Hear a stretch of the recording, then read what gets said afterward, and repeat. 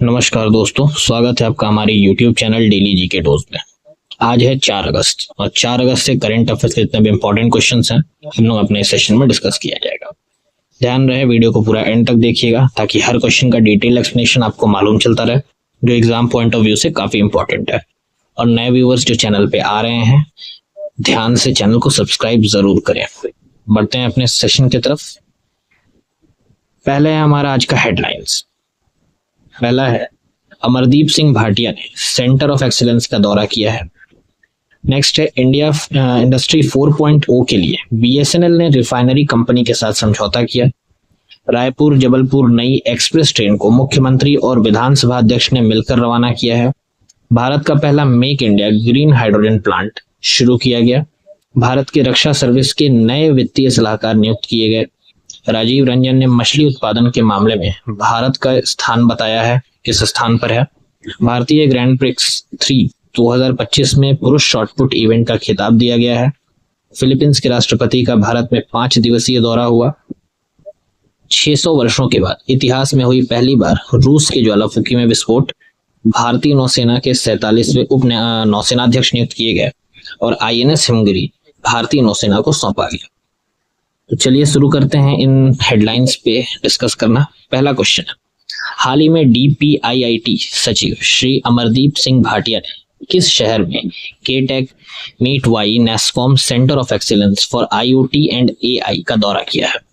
Recently DPIIT secretary Shri Amardeep Singh Bhatia visited which city for the K tech MeitY NASSCOM centre of excellence for IoT and AI. Option है आपके हैदराबाद, चेन्नई, बेंगलुरु या पुणे। तो correct answer हो जाएगा आपका option number C, Bengaluru. यह centre Bharat का सबसे बड़ा डीप टेक इनोवेशन हब है जो IoT, AI, big data, robotics आदि तकनीकों पर आधारित है। इस यात्रा का उद्देश्य स्टार्टअप्स, इनोवेशन, इकोसिस्टम और पॉलिसी सपोर्ट को समझना था। सचिव ने टुमाकुरु इंडस्ट्रियल एरिया की समीक्षा की जो एनआईसीडीपी के अंतर्गत एक प्रमुख परियोजना है। उन्होंने इस परियोजना को विश्व स्तरीय मानकों पर समय पर पूरा करने पर जोर दिया ताकि निवेश आकर्षित किया जा सके। अगला सवाल, भारत में इंडस्ट्री 4.0 को बढ़ावा देने के लिए बीएसएनएल ने किस सार्वजनिक क्षेत्र की रिफाइनरी कंपनी के साथ समझौता ज्ञापन पर हस्ताक्षर किए? BSNL signed a memorandum of understanding with which public sector refinery company to promote Industry 4.0 in India? Options हैं आपके IOCL, BPCL, HPCL या NRL। तो करेक्ट आंसर है आपका ऑप्शन नंबर डी, NRL। यह MOU इंडस्ट्री 4.0 वर्कशॉप और CPSEs के दौरान गुवाहाटी में हुआ है। ध्यान रखिएगा इसका होस्टिंग सिटी जो भी है। बीएसएनएल और एनआरएल भारत में पहला 5G CNPN यानी कि captive non public sector refinery क्षेत्र में स्थापित करेंगे। इसका उद्देश्य CPSEs को AI 3D printing, AR VR और डिजिटल ट्विन्स जैसी आधुनिक तकनीकों से जोड़ना है और यह पहल आत्मनिर्भर भारत और डिजिटल ट्रांसफॉर्मेशन को गति देगा। एक चीज ध्यान रखिएगा, एक टर्म आया यहाँ पे NRL, तो NRL की फुल फॉर्म हो जाती है नुमालीगढ़ रिफाइनरी लिमिटेड। अगला सवाल, हाल ही में रायपुर रेलवे स्टेशन में रायपुर जबलपुर नई एक्सप्रेस ट्रेन किस राज्य के मुख्यमंत्री ने और विधानसभा अध्यक्ष के साथ मिलकर रवाना किया है, हरी झंडी दी? Recently Raipur Jabalpur new express train was flagged off from Raipur railway station by the chief minister and assembly speaker of which state? तो चूंकि नाम से ही क्लियर होगा रायपुर रेलवे स्टेशन है, तो करेक्ट आंसर हो जाएगा आपका ऑप्शन नंबर बी, छत्तीसगढ़। सभी को मालूम है कि भाई छत्तीसगढ़ की जो कैपिटल है वही रायपुर है। इस ट्रेन को छत्तीसगढ़ के मुख्यमंत्री विष्णुदेव साय और विधानसभा अध्यक्ष डॉक्टर रमन सिंह ने हरी झंडी दिखाई है। इस कार्यक्रम में केंद्रीय मंत्री अश्विनी वैष्णव और मनसुख मंडाविया और मध्य प्रदेश के मुख्यमंत्री डॉक्टर मोहन यादव वर्चुअली जुड़े थे। मुख्यमंत्री ने बताया कि छत्तीसगढ़ का रेलवे बजट 10 वर्षों में 21 गुना बढ़ा है और इस वर्ष राज्य को 6,900 करोड़ रुपए मिले और 47,000 करोड़ से अधिक की परियोजनाएं कार्यान्वित की जा रही हैं। नेक्स्ट क्वेश्चन, हाल ही में भारत का पहला make in India green hydrogen plant बंदरगाह क्षेत्र में किस बंदरगाह पर शुरू किया गया है? Most important question, Recently, India's first Make in India green hydrogen plant in the port sector was commissioned at which port? Options है आपके Kandla port, Cochin port, Mumbai port या पारादीप पोर्ट? तो करेक्ट आंसर है आपका option number A, Kandla port.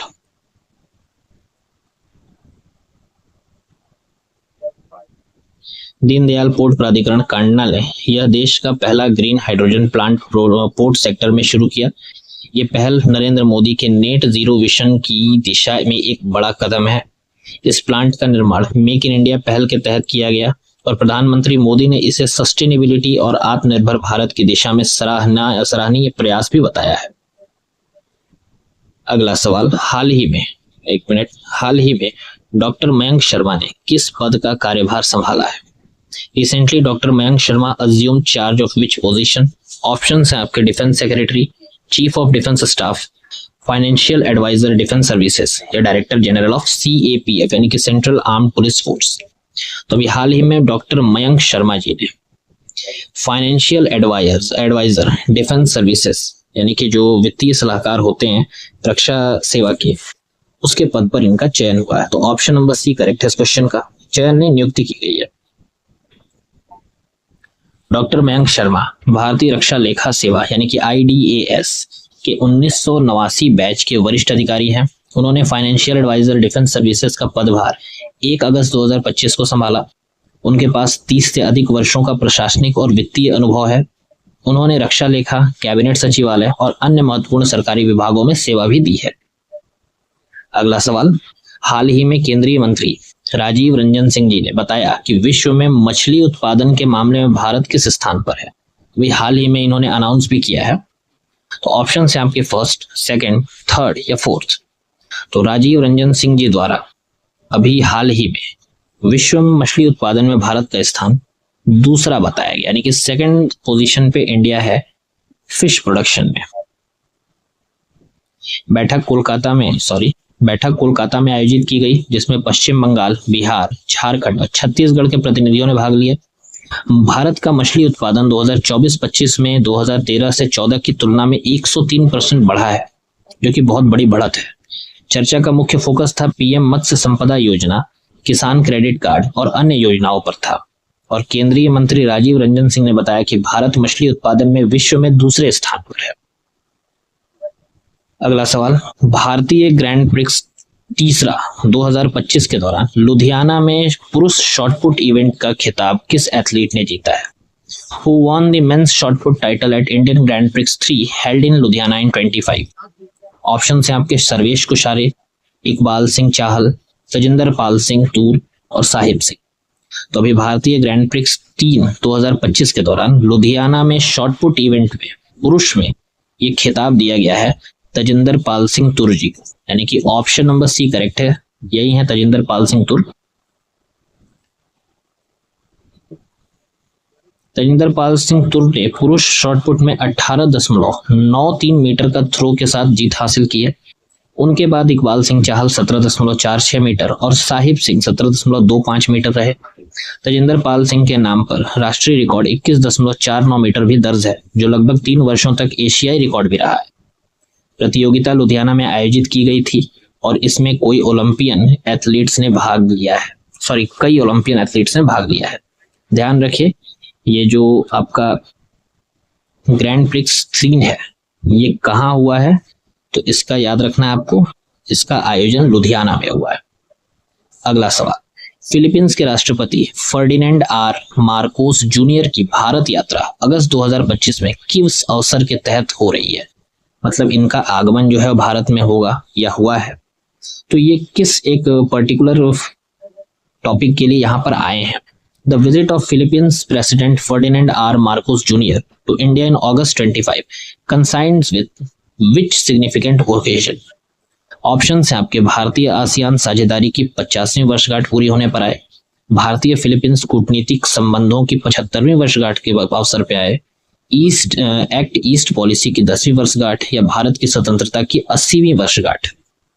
तो इनका यहाँ आने का मुख्य उद्देश्य था कि भारत फिलीपींस कूटनीतिक संबंधों के 75वीं वर्षगांठ है। ठीक है, तो ऑप्शन नंबर बी करेक्ट है इस क्वेश्चन का। यह फर्डिनेंड आर मार्कोस जूनियर की राष्ट्रपति बनने के बाद भारत की पहली आधिकारिक यात्रा है। क्योंकि ये करंट का टॉपिक, इसलिए आपको याद भी रखना है कि फिलीपींस के राष्ट्रपति हैं कौन, तो फर्डिनेंड आर मार्कोस जूनियर, और इनका राष्ट्रपति बनने के बाद भारत में पहला यात्रा है। यह 5 दिन की स्टेट विजिट पर आ रहे हैं और उनके साथ उच्च स्तरीय प्रतिनिधिमंडल भी होगा। यह यात्रा भारत और फिलीपींस के बीच कूटनीतिक संबंधों की 75वीं वर्षगांठ के अवसर पर हो रहा है।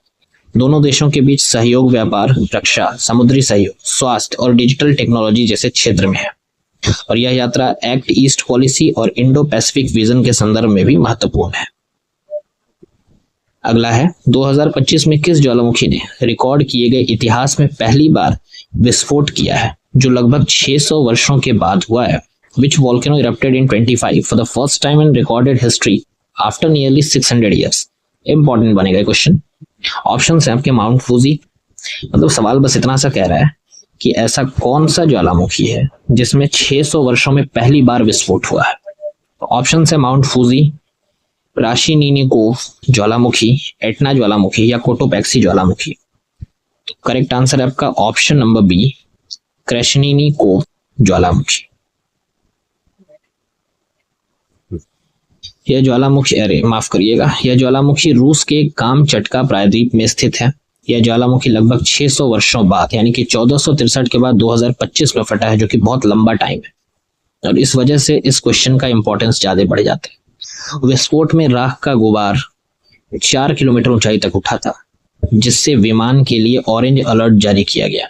यह विस्फोट 8.7 तीव्रता के भूकंप और आफ्टर शॉक से जुड़ा हो सकता था, जो इसी क्षेत्र में हाल ही में महसूस किए गए। फिलहाल कोई आबादी वाला क्षेत्र खतरे में नहीं है, लेकिन निगरानी बढ़ा दी गई है। पता नहीं कब कहां पे लाशों का ढेर लग जाए। अगला सवाल है, भारतीय नौसेना के 47वें उप नौसेनाध्यक्ष यानी कि vice chief of naval staff के रूप में किसने कार्यभार संभाला है। ऑप्शन है आपके vice admiral Saranjeet Singh, vice admiral Sanjay Vatsayan, vice admiral Sanjeev Mehta या फिर वाइस एडमिरल के राघवन। तो भारतीय नौसेना के 47वें उप नौसेनाध्यक्ष, इसका कार्यकाल संभाला है वाइस एडमिरल संजय वात्सायन ने। ऑप्शन नंबर बी करेक्ट है इस क्वेश्चन का। Vice admiral Sanjay Vatsayan AVSM NM ने 1 अगस्त 2025 को 47वें उप नौसेनाध्यक्ष का कार्यभार संभाला है। उन्होंने नेशनल वॉर मेमोरियल नई दिल्ली में शहीदों को श्रद्धांजलि दी। वे गनरी और मिसाइल सिस्टम में विशेषज्ञ हैं और 37 वर्षों से अधिक की सेवा कर चुके हैं। उन्होंने आईएनएस सह्याद्री, आईएनएस कुत्तर, आईएनएस नाशक और आईएनएस विभूति जैसे कई युद्धपोतों की कमान भी संभाली है, जो कि अपने में बहुत बड़ी बात होती है। और वर्ष 2020 में वे flag officer commanding eastern fleet बने थे, जब लद्दाख में गलवान संघर्ष के बाद समुद्री तैनातियां बढ़ाई गई थी। लास्ट क्वेश्चन है हमारा, प्रोजेक्ट 17A के अंतर्गत नीलगिरी श्रेणी का तीसरा जहाज हिमगिरी किस शिपयार्ड में निर्मित किया गया और भारतीय नौसेना को सौंपा गया है। The third ship of the Nilgiri class under Project 17A, Himgiri, was constructed at which shipyard and handed over to the Indian Navy?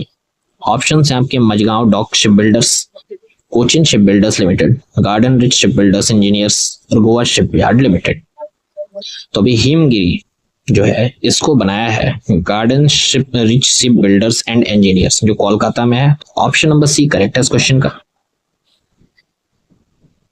ये हिमगिरी जो है प्रोजेक्ट 17A के तहत नीलगिरी क्लास का तीसरा फ्रीगेट है। इसका निर्माण garden Reach ship builders and engineers Kolkata में किया गया, और यह आधुनिक जहाज स्टेल्थ, ऑटोमेशन, उत्तरजीविता और मारक क्षमता में अग्रणी है।